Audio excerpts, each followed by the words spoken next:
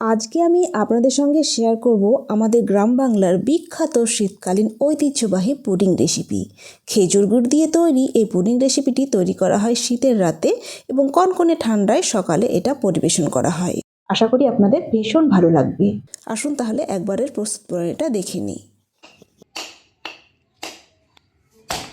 আমাদের পুডিংয়ে লাগবে নারকেল, তাই একটা নারকেলকে কুড়িয়ে নিচ্ছি।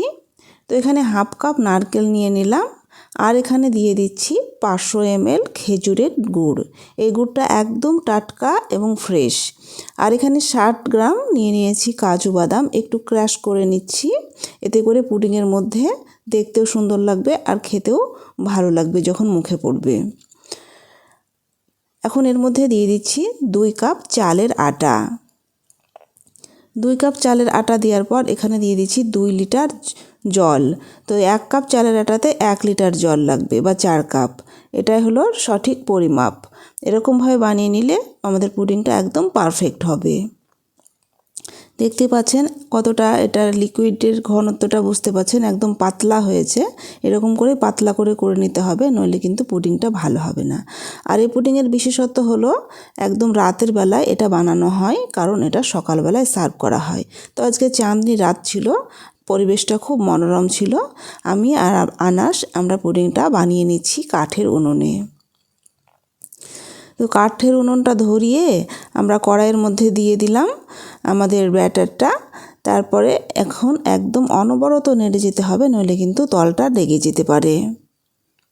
অনবরত নেড়ে যাচ্ছি আর আমরা গল্প করছি যে এটা রাত্রেই কেন বানানো হয়।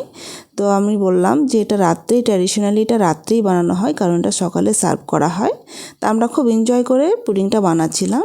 পুডিংয়ের মধ্যে বানানোর সময় এখানে তেজপাতা, এলাচ আর দারুচিনি দিয়ে দিয়েছি।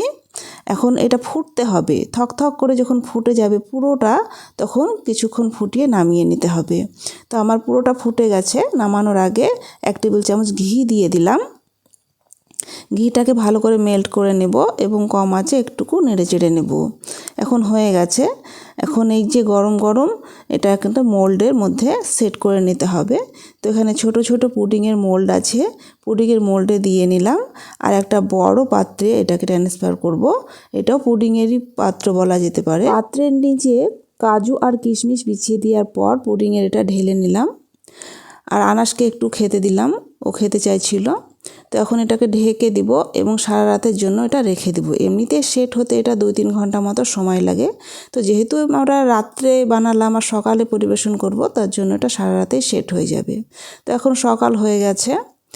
তো সকালে আমার কিছু কাজ থাকে, সেই কাজগুলো আমি করে নেওয়ার পর পুডিংটাকে সার্ভ করব।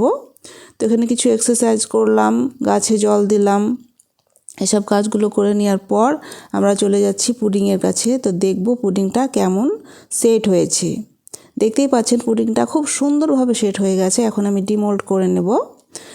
ওয়াও, এত সুন্দর পুডিং! আমাদের দেশীয় পুডিং খেতে কিন্তু ভীষণই মজার। বিদেশি পুডিং ফেল পড়ে যাবে আমাদের এই দেশি পুডিংয়ের কাছে। অবশ্যই একবার এই পুডিংটা বানিয়ে দেখবেন। এই পুডিংটা বানানো কিন্তু খুবই সহজ আর একদম ঘরের সাধারণ উপকরণ দিয়ে বানানো হয়। কোথাও কিন্তু কিছু দামি কোনো উপকরণ থাকে না, তারপরেও কিন্তু এই পুডিংটা খেতে ভীষণই মজার হয়। আমি ইচ্ছে মতো টুকরো করে কেটে নিলাম। আর এটা কিন্তু আনাস আর ধৈর্য ধরতে পারছে না, কিন্তু এক টুকরো খেয়ে নিয়েছে। আর এখন আমি একটা বাটিতে তুলে আমার পরিবারকে দিয়ে দিব। আর এখন সকালবেলাতে একটা উনুনে আগুন জ্বালিয়ে আমরা আগুন তাপাচ্ছি আর এখানে পুডিংটাকে আমরা এনজয় করছি। তো ভীষণই মজার হয়েছে। কেমন লাগলো অবশ্যই কমেন্ট করে আমাকে জানাবেন। আর এতক্ষণ ধরে ভিডিওটির সাথে থাকার জন্য অনেক অনেক ধন্যবাদ।